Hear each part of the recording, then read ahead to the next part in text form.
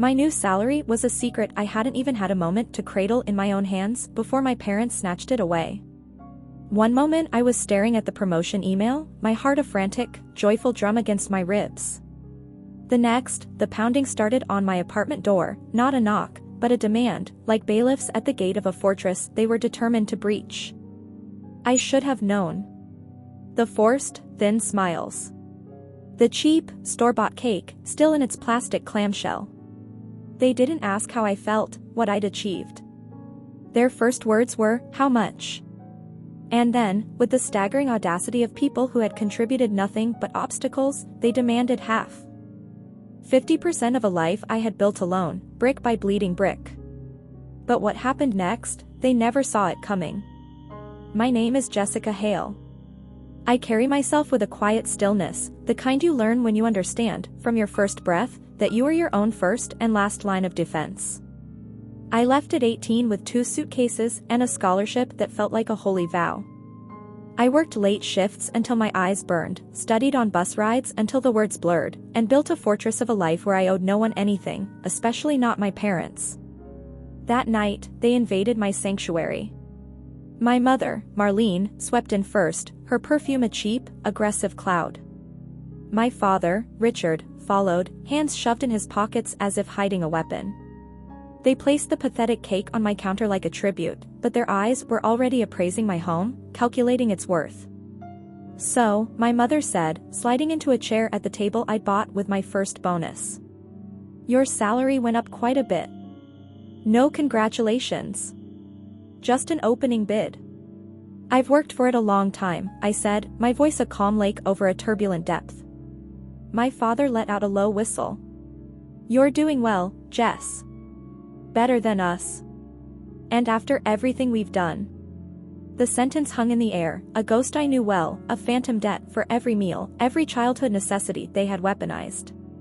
My mother leaned forward, her eyes glinting. "We think it's fair you contribute. 50% of your monthly income. Just until we get back on our feet." The words weren't a request, they were an eviction notice from my own peace.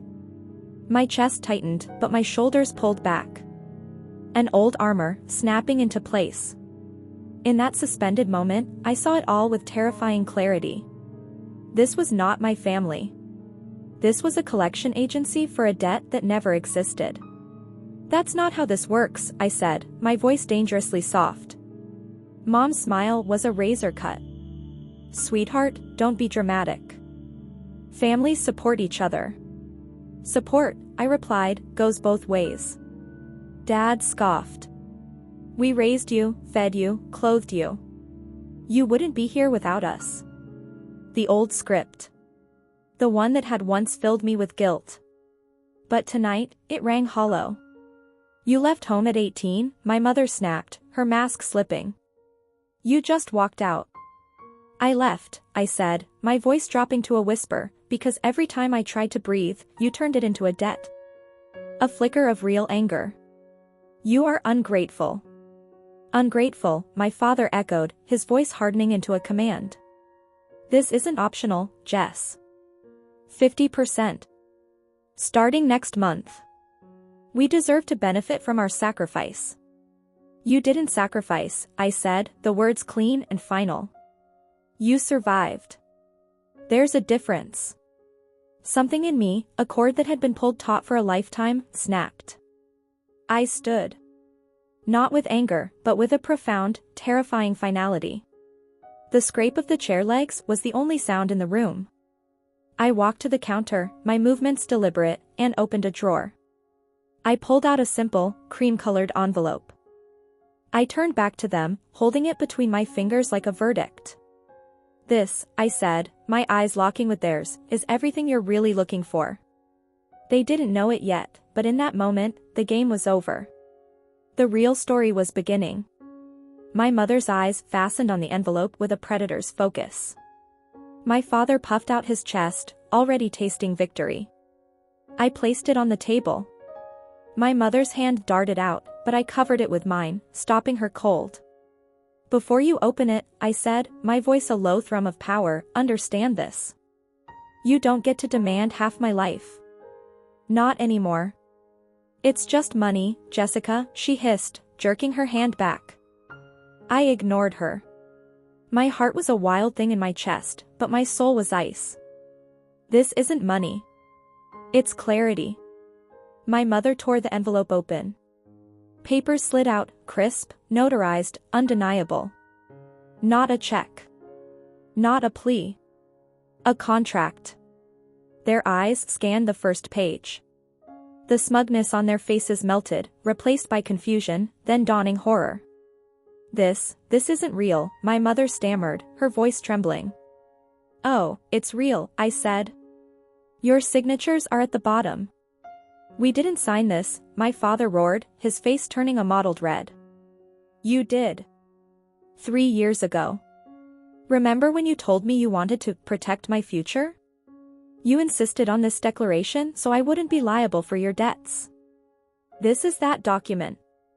The silence that fell was brittle, like thin ice about to shatter. They were trapped in a cage of their own making. My mother's performance began. Sobbing, she clutched the papers. We didn't know what we were signing. We're your parents. You understood enough, I replied, my voice devoid of all emotion. You understood enough to use it to look good in front of your friends. But now that you want my money, it's suddenly invalid? My father slammed his fist on the table, making the cake jump. This doesn't mean anything. It means everything, I said, each word a nail in the coffin of their expectations. Legally, financially, morally. You have no claim to me. My mother's face crumpled into a mask of theatrical grief. We didn't raise you to be this cruel. Cruel? The word exploded from me, finally. You demanded half my soul the night I achieved my dream. You call me cruel? My father stood, pointing a shaking finger. We'll take this to court. You'll see. A cold, grim smile touched my lips. You already did. The blood drained from their faces. You already filed a petition for parental support. I was served 2 days ago. I let that hang in the air, watching their world crumble. And before you ask, yes, I saw the fake text messages you submitted. The ones where I promised you money. The number was 1 digit off mine. Sloppy. My mother gasped. My father took a step back, his bravado evaporating. You committed fraud, I said, the words landing with the weight of a gavel. You took this beyond entitlement. You made it criminal. Right on cue, the doorbell rang. 3 sharp, decisive chimes. I didn't move. I simply watched them as I walked to the door and opened it. There stood my lawyer, Dana, a pillar of sharp professionalism, and beside her, a uniformed officer holding a formal folder. My mother began to wail. This is unnecessary. Jessica, tell them. The officer's voice was flat and official. Marlene and Richard Hale? You're being served for submitting fraudulent evidence in a civil proceeding and attempted coercion. My own daughter, my father choked out, his knees buckling. We're family. Dana's voice cut through the drama like a scalpel. Family is not a legal defense. The documents were handed over. The door closed. The silence they left behind was the most beautiful sound I had ever heard. The courtroom was a cold, bright chamber of justice. My parents, smaller and paler than I'd ever seen them, played their parts, the weeping mother, the stoic, wronged father. But their performance faltered when Dana presented the evidence, their own property deeds, their retirement income, the fabricated messages. Then, the door creaked open. My grandmother, Beatrice, entered, leaning on her cane. The room stilled. She took the stand and spoke with a voice that echoed with a lifetime of truth. Jessica asked for nothing, she declared, her gaze never leaving my parents. She built her life with her own 2 hands. They drained her, and she owes them nothing. The judge's dismissal was swift. The fine was imposed. The victory was quiet, but it was absolute. Afterwards, I moved. I found a new apartment where the light poured in, and I filled it with things that brought me joy, not obligation. The ghosts were gone. A week later, a letter slid under my door. My mother's handwriting. It wasn't an apology. It was another list of demands, another bill for a childhood I never got to have. I read it once.